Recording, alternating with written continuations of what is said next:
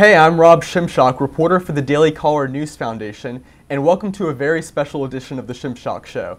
Today I'm interviewing conservative firebrand, hair connoisseur, and #1 threat to special snowflakes across the nation, Milo Yiannopoulos. Milo, how are you?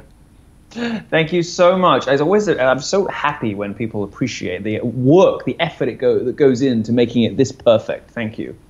Now, full disclaimer, I used to work under Milo at Breitbart. Not actually under me, but yes, you were on the this scene. is true. You were on the scene. You were my favorite intern. Thank you very much. So Milo, I guess we'll start off from the top, current events. So after his last tour quite literally went up in flames when anti-fascists rioted, smashed ATMs, and started a fire at UC Berkeley, Milo will now be embarking on a new tour this year. Milo, could you tell us a little about Troll Academy? Sure. So my last tour was a spectacular success by all accounts and on all metrics. With the exception of the fact that the last couple of dates I wasn't actually able to perform because Antifa, the most fascist anti-fascist organization, the most fascist organization in America, showed up, smashed the place up, assaulted people, and shut the talk down. Now, something that people don't always remember or perhaps consider about me is that I don't have any particularly outrageous opinions. Now, I am a provocateur. I like to tell jokes, I like to express myself forcefully and humorously, and I like to provoke, and I like to upset, and I like to entertain.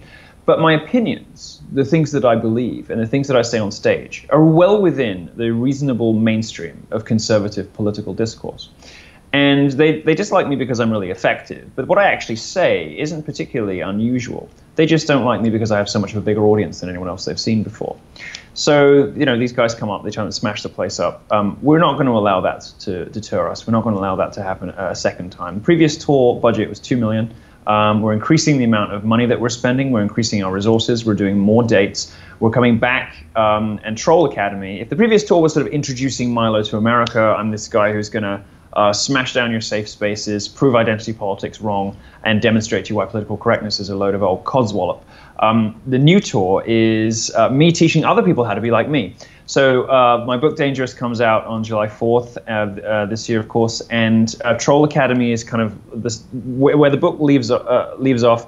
Troll Academy begins, and it is my lecture series, if you like, to America, not just college students, but everyone everywhere, how to be dangerous, how to smash safe spaces, how to wind up progressives, how to beat feelings and offense, the feelings and offense brigade with facts, reason, logic, and argument.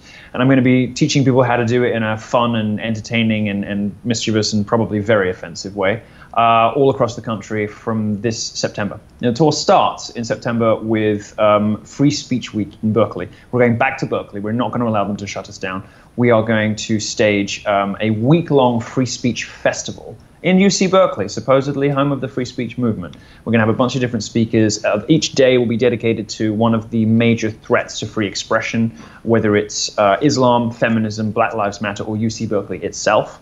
I have a bunch of great speakers. Every evening there'll be a big marquee speech, culminating on Friday with my speech, and the inaugural Mario Savio Award for Free Speech, which I'm hoping to give to Ann Coulter, because she too was prevented from speaking at Berkeley by these fascists and by their accomplices, whether in senior ranks in law enforcement, university officials, or local elected representatives like the mayor of Berkeley, who seems by all accounts to be utterly, and completely embroiled in these crazy far left politics that take hold in various cities in California. So we're back, bigger and better than ever, and the tour's going to be spectacular.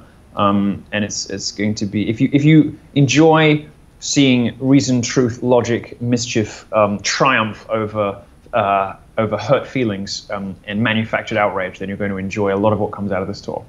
Great. So with regard to Dangerous, which you mentioned comes out on July 4th, the book is so dangerous, and perhaps you are, in fact, that Simon & Schuster dropped it. So Milo will instead be self-publishing the book through Dangerous Books, which, as I understand, is a new publishing wing of his company. So Milo, on Amazon, you call Dangerous the most controversial book of the decade. Why is that? Well, I think because it's kind of like the Bible from perhaps the most dangerous conservative of his generation. I mean, it's remarkable to me that somebody, as I said earlier, who has perfectly respectable mainstream, reasonable opinions, but who has a massive fan base and is therefore dangerous to the left, gets the sort of ire and attention from the left that I do. I guess it's just because I'm so good at my job, which I take as a compliment. But the book, as you say, well, self-published is underselling a little bit. What I've actually done is I've put $3 million into a new publishing imprint, and our intention is to cannibalize the other conservative imprints at major publishers, take all of their best authors from them, and provide somewhere where people who don't fit into mainstream publishing, whether or not they're strictly speaking conservative or libertarian, because my arms are open to people who, from all walks of life, bits of the political spectrum, no matter what they look like, if they're good enough, who don't fit into the traditional mold of publishing, for whatever reason are having a difficult time getting published by someone like Simon & Schuster. We are going to give them a platform. We're going to provide them with beautifully produced books that are the equal or the superior of anything they could get from a mainstream publisher. We're going to provide them with marketing clout. We're going to provide them with more money than they would have got from a mainstream publisher. And we're going to provide them, most importantly, with a platform where they can say, do, and be anything and advocate any point of view they like.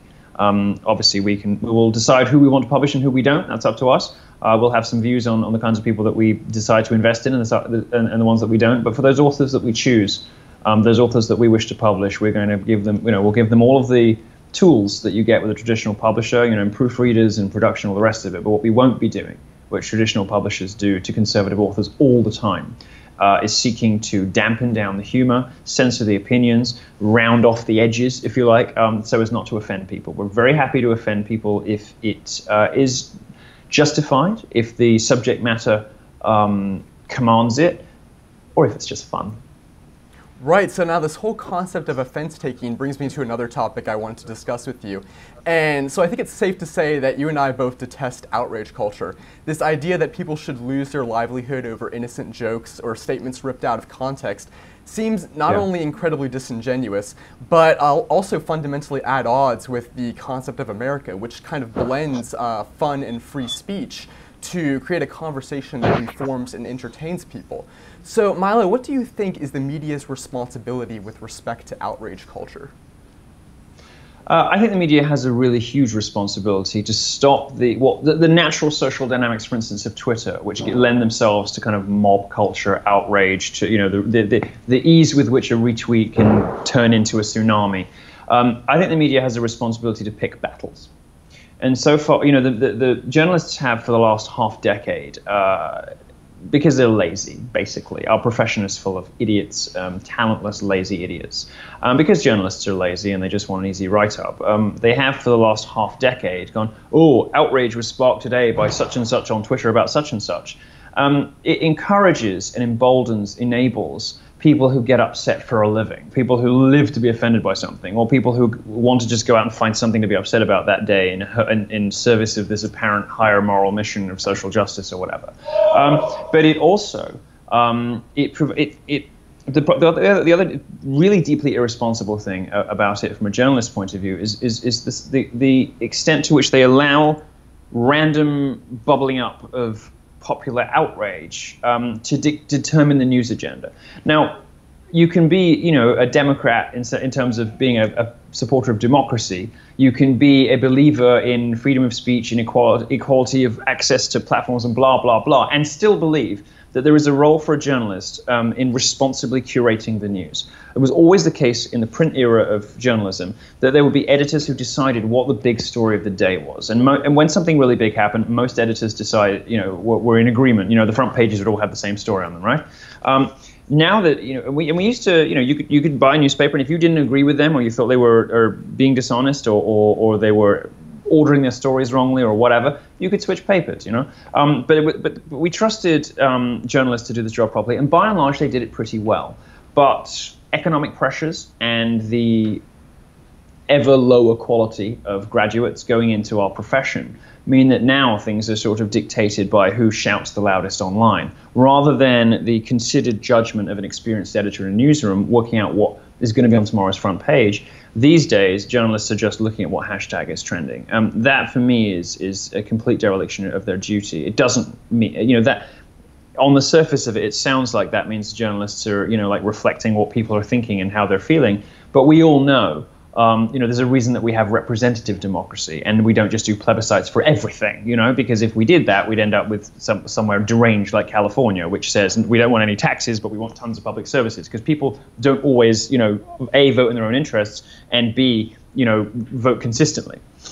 So it was always the job of journalists in the print era to be judicious, to act as a sort of sensible, calming influence, and to sensibly order the news of the day. That simply doesn't happen anymore. Now, you're much more likely to get a news story via a social platform, in which case all of the incentives of journalists. Economics professors always talk about social incentives as the best way to understand human behavior. Well, if you think about the incentives for a journalist now, rather than seeking to impress a seasoned reporter who is their editor and hoping that their story makes the first couple of pages or even the front page of the newspaper, now journalists are incentivized to do precisely the opposite, to go for the trashiest, the easiest, the lowest hanging fruit, the stuff that's just going to get the quick outrage clicks online.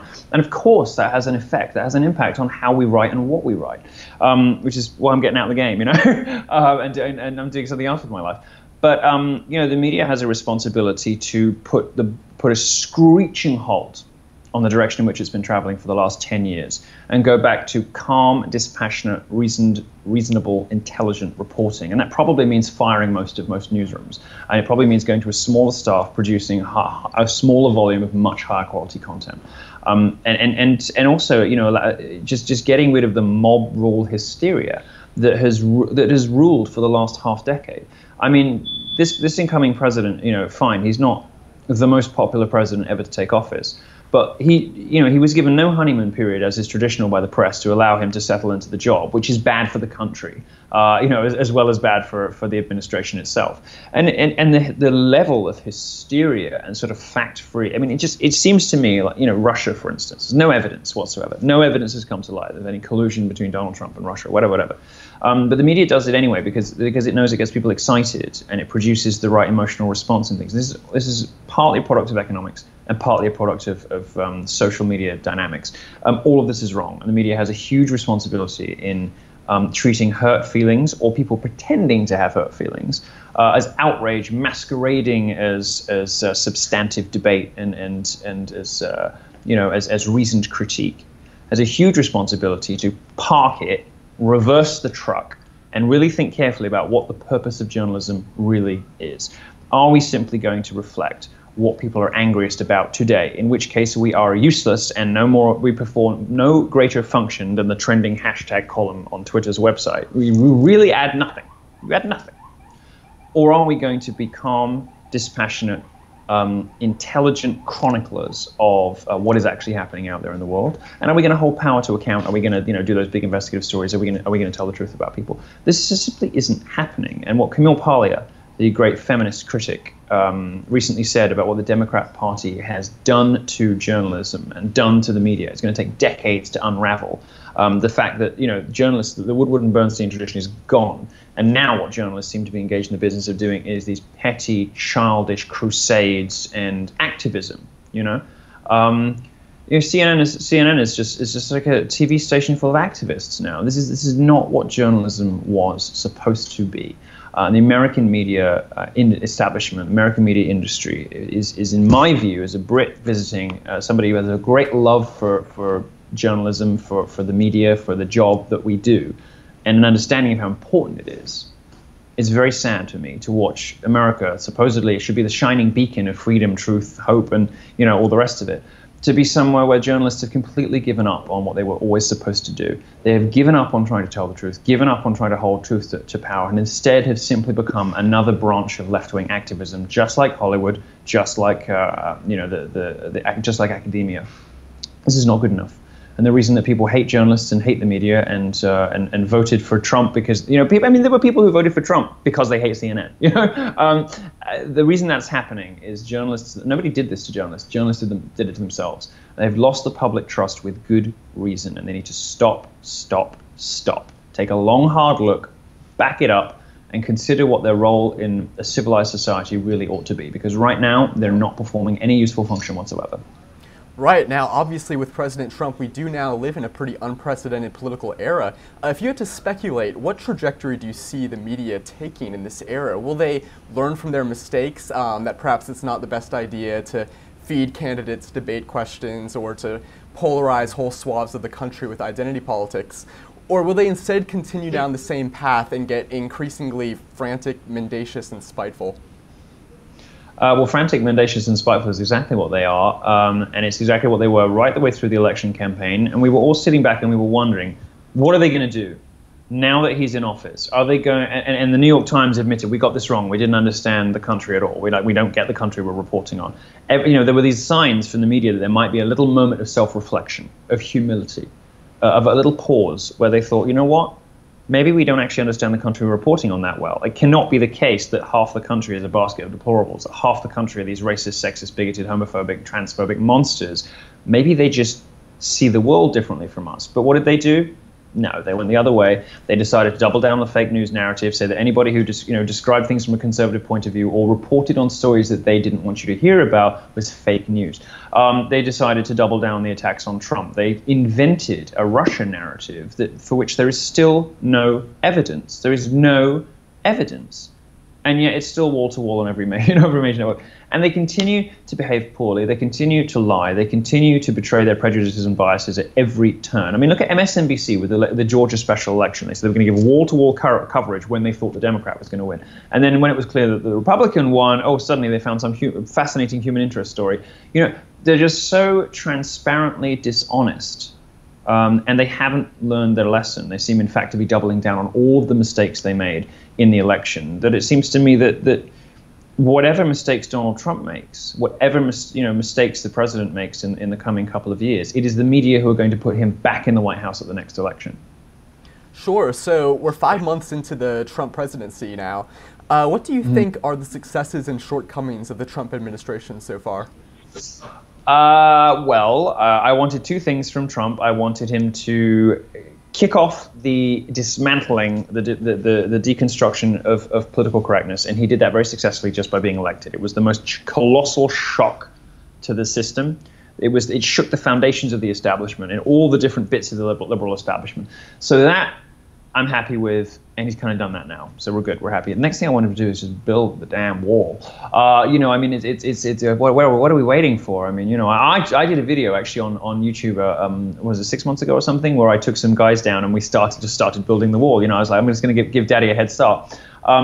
And I think that we laid about 9 bricks before we got bored and wrapped the video up. Well, that's 9 bricks more than Trump has laid. So I'm just, we quite like it if Trump, were to see through his signature campaign promise. I don't care too much about endless wrangling over healthcare. Maybe I should. I don't care too much about endless wrangling over other small things. I know consumer confidence is up at the highest level since 2000. There are all kinds of indicators that demonstrate Trump isn't doing as badly as the media claims he's doing.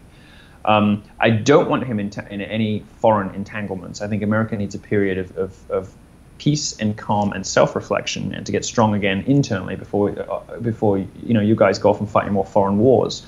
I do want him to build the GD wall. I want him to get it started because it's a really important signature policy that he promised. I think if it doesn't happen, his entire presidency is a joke. It must happen. It should happen.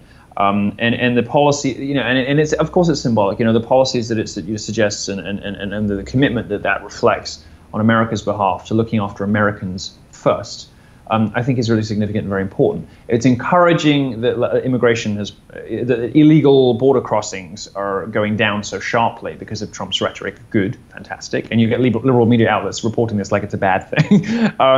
I think that the more we see of the kinds of people who are pouring into America, and you guys really don't want, whether we're seeing angel moms on TV or we're seeing the consequences of the drug trafficking down the south of America, the borders with South America and Mexico, or whether it is the consequences of allowing multicultural sort of a multicultural blind eye to growing Islamic fundamentalism, which exerts itself in a variety of ways, not least the Pulse nightclub massacre. They might be gay, but America, they're your gays, and 49 of them are now dead because you allow a mosque to operate in the north of Orlando, which hosts preachers who say things like, quote, "the compassionate thing to do is to kill homosexuals."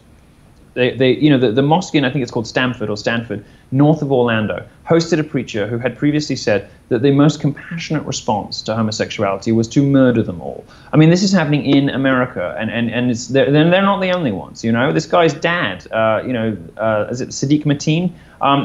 He had an arm's length list of associations with terrorists. So, of course, the obvious place for him to show up was at a Hillary Clinton rally. And his son goes and shoots up a gay nightclub. I just encourage America to remember,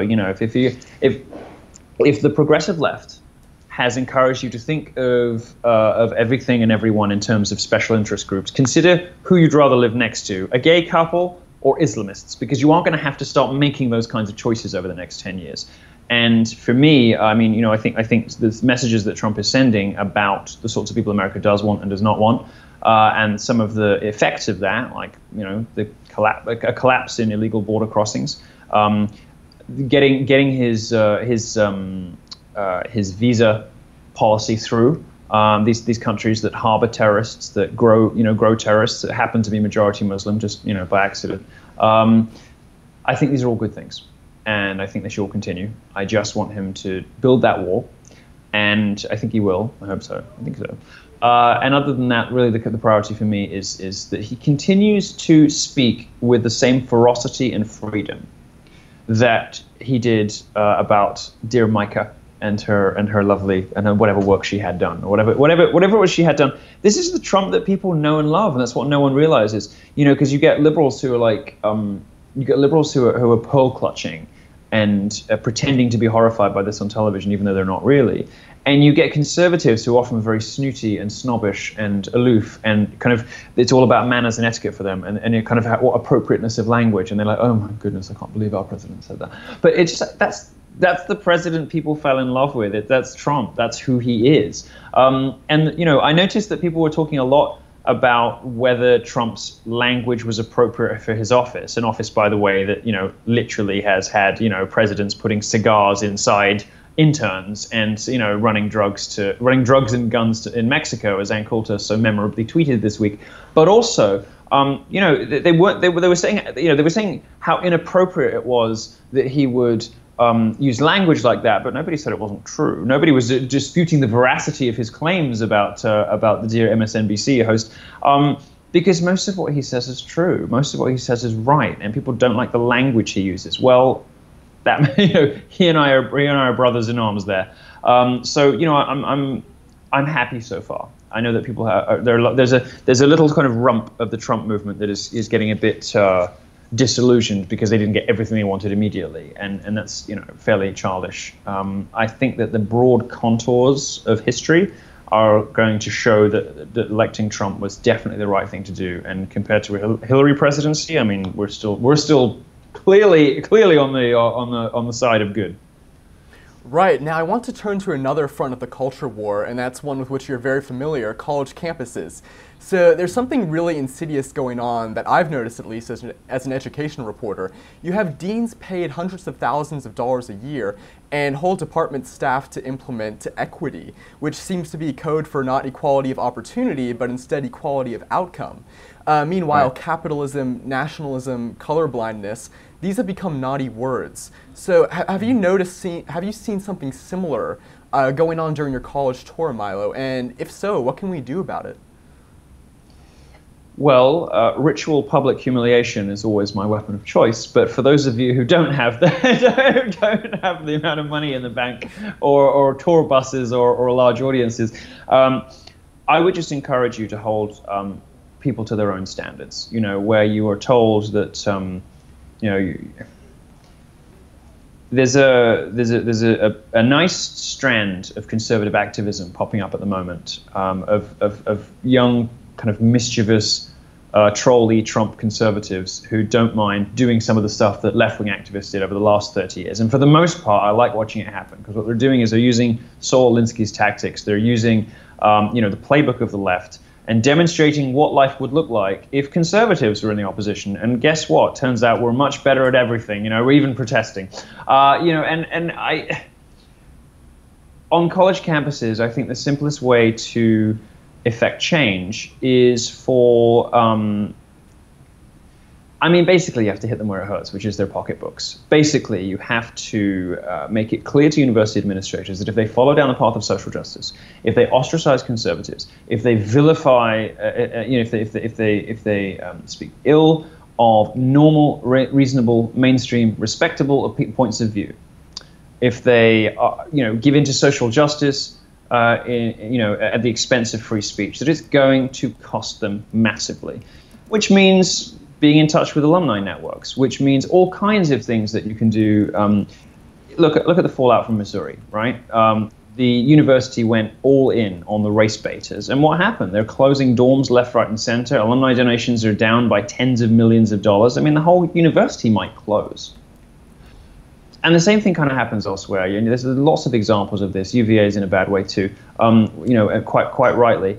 The great thing, and the reason I have hope, and many conservatives don't have hope, and you'll sometimes hear like Dinesh D'Souza will say, colleges are lost, there's no point. I still talk there, but they're lost. I think he's wrong. And the reason I'm so much more optimistic than other conservatives is because I really do have faith in the marketplace, not just of ideas, but the marketplace of education. The reason I love American higher education, being so capitalist, so privatized, so obsessed with money, is that ultimately the market's going to prevail.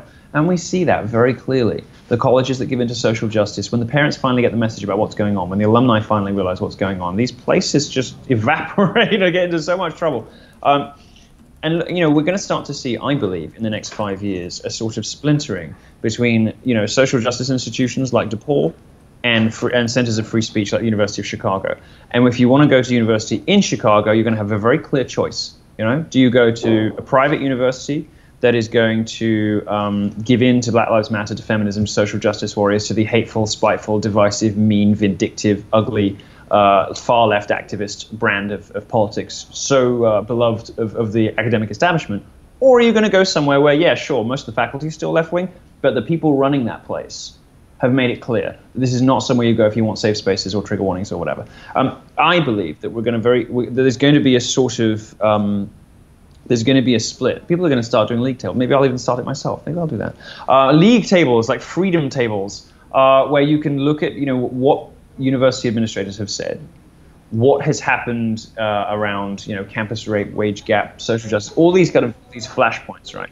We're going to start to see how universities behave, and we're going to see people making informed choices about where to send their children on the basis of the behavior of those institutions. That's the market working as intended. It's capitalism. It's wonderful. It's great. We've reached breaking point now. The media's reached a breaking point. It's been run by liberals for too long, and people reacted against it by putting Trump in office. We're reaching breaking point with education too. I think the success of my last tour and what's coming up on the next tour and Berkeley Free Speech Week and all the rest of it, the American higher education establishment should be just as scared of me as the media was of Trump, because I'm coming in force, and I am coming to take their safe spaces away. And those colleges that refuse and double down and insist on social justice, fine, I'll just make them famous. I'll make sure everybody knows exactly what they're getting into when they send their kids there, and I'll make sure everybody that went to those colleges that still gives them money knows what they're up to as well. Right. Now, Milo, for my final question, I wanted to return back to the point in your career where you first began really obtaining some notoriety. And this is when I first discovered you, all the way back in, I think it was 2014. Wasn't I born famous? Yes, you were a humble, very humble tech journalist. And I was. Right, but you called attention back then to what seems to be a new political faction springing out of sites like 4chan, Reddit, and movements like Gamergate. And so I believe our friend Joe Bernstein over at BuzzFeed called this new counterculture chanter culture. And so can you explain for our viewers what contribution, if any, this group of meme warriors, this dissident, irreverent youth to which you're referring, had on something so colossal as perhaps the election of President Trump? Yeah, the answer is laughter. They were fun. And things trickled down out of what's really quite obscure internet culture into the mainstream, into political discourse, into how reporters were speaking. The left was horrified that people dared crack jokes. The right, the right was kind of split in two between people who liked it and people who didn't. There was I think it's fair to say, although he would probably find this disrespectful, but I think it's fair to say Trump trolled himself into office. And I think his supporters trolled the opposition so successfully into looking ludicrous and ridiculous that lots of people stayed home and didn't vote for Hillary, which had the same effect, putting Trump in office. I think that my college tours, as the Trump campaign told me, did a significant amount to keep Hillary voters at home and embolden some people who just thought, let's take a chance on Trump. I think that the mischievous, dissident, trolly faction of young libertarian and conservative internet culture that you and I both love so much had a significant effect in the last election, because there are these places on the internet that most people will never visit and most people have never heard of, like 4chan, which have remarkable effects on wider culture. And things start there, and you might and sort of spiral, they balloon out into things that you suddenly then see on CNN, maybe 3 or 4 years later. Pepe the Frog, is used by the left to somehow insinuate that an entire generation of young people have turned into white supremacist Nazis. But to the people on the internet, it's hilarious because they've managed to get CNN to kind of like chase their own tail like a dog, around a nothing burger, around nothing. But it's just remarkable how these extraordinarily obscure things can spiral up out of control and end up on ABC and NBC. I've never seen anything quite like it. People said that Barack Obama won his victories using technology. Well, if that's true, Donald Trump won his victories using people. But those people were emboldened and enabled by the internet. Those people were active on, and it was a triumph of the human spirit of mischief and dissidence and a lack of respect for authority that so many people congregating in these online spaces created a climate of political discourse in which it was possible to sort of say anything and be anything and have fun and prod the right people. It splintered the right into the pearl-clutching, National Review types and the rest of us. And I think it had a vast, vast effect on journalists in particular who were on Twitter, seeing this internet culture spill out of 4chan, spill out of Reddit, and on where they live, which is Twitter. Reporters are on Twitter morning, noon, and night. And seeing it spill out has a huge effect on how journalists reported everything. So, I've never seen anything like it in my life, and I don't think it will happen a second time. I think this was a sort of weird moment where a million different strands came together in perfect harmony for a fraction of a second, and we got President Trump, like against all odds. The most unlikely thing ever to happen in American history, perhaps. President Trump. And for me, the mischievous dissident element, which is so key to understanding why Trump is in the White House, and so obviously beyond the understanding of the media at the moment, it really comes down to laughter. It comes down to them being more fun than the opposition. It comes down to 30 years of language policing and speech codes from the left versus this new emboldened, fun strain of conservatism that was just like, let's have a laugh, like nothing's that serious. And it was a return to kind of like mischievous anti-establishment cultural conservatism that we haven't really seen since Buchanan, and then before that, who knows. But it's down to laughter. The left doesn't let you laugh. The left doesn't want us to laugh. The left doesn't want us to do anything. The left wants to divide us, wants us to be miserable, alone, and dependent. And I don't want to be miserable or alone or dependent. I want to be happy and successful and popular and good looking and all of the other things the left hates. And I think a lot of Americans, I think more Americans agreed with me than agreed with, Lena Dunham, let's say. The more Americans see of Lena Dunham and Amy Schumer and Hillary Clinton, I think the more they run into the arms of the right. So, this is why Donald Trump is a fan of Chuck Schumer and of Nancy Pelosi, and so am I, because we need those people demonstrating every day the humorless schoolmarmishness of the progressive left, because the more they clamp down on your right to expression, the more they clamp down on your right to say, do, and be anything, the more that they clamp down on your right to laugh at whatever joke you want, free from the fear of being branded racist, sexist, homophobic, and goodness knows what else. The stronger we get and the better we do. And it's for watching the media, as I said earlier, double down on precisely the tactics that put Trump in the White House in the first place, watching them reach fever pitch hysteria over the last 5 months has convinced me that unless there's a significant change in course, unless there's a significant change in the way that reporters in this country behave, I think Trump is guaranteed a second term. Right, and it does seem to be the case that the left could perhaps stand to take a lesson in history. If you look at the totalitarian movements of the 20th century, what did they fear? It was laughter. So thank you very much for your time, Milo. Again, I've been speaking with Milo Yiannopoulos, whose book Dangerous comes out on July 4th. Thanks so much for chatting with me. Thank you.